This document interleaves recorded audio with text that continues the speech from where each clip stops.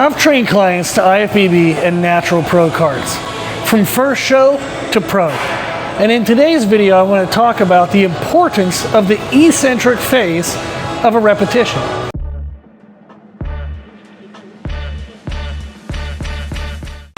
When we perform a repetition, there are three phases we can think of.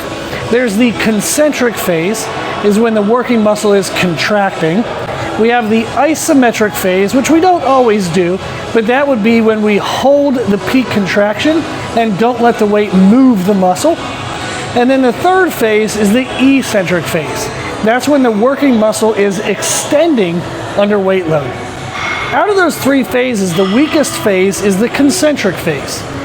Typically, when people do an exercise and they perform repetitions to failure, they go until they can't perform the concentric phase with proper technique. And that's okay. Nothing wrong with that. That does work.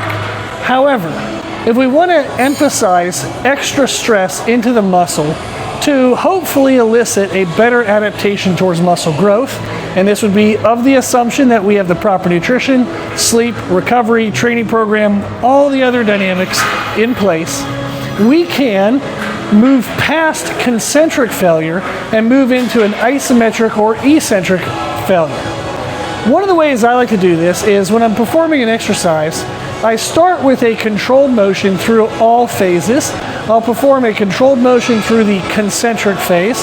I'll have a slight pause at the peak contraction so I can feel if the target muscle is fully responsible for the weight, and then I'll perform the eccentric phase slow and controlled. I like to have the concentric phase controlled so I can feel the target muscle. I like to pause in the isometric position in the peak contraction so I can ensure that the target muscle did the work. Then during the eccentric phase, I focus on that target muscle and try to feel it extending under the weight load. If we, when we get to fatiguing the concentric phase, start to speed up the concentric phase, but then conversely slow down the eccentric phase, we can actually better maximize the eccentric potential. So, as my concentric phase is reaching fatigue, I'll actually start to move a little bit faster, but then conversely, I'll move slower during the eccentric phase. By being able to do this, I can better match the strength discrepancy between the concentric phase and the eccentric phase. The eccentric phase is stronger than the concentric phase. Research suggests it's somewhere around 10% stronger. What we're looking to do by speeding up the concentric phase and then slowing down the eccentric phase is to balance that strength discrepancy out. So that way, as I reach fatigue in the concentric phase, I'm also maximally fatiguing my eccentric phase.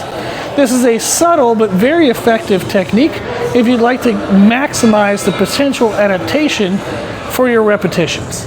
You can give this a try in your next workout and let me know what you think. You can put any questions or comments in the comments section below.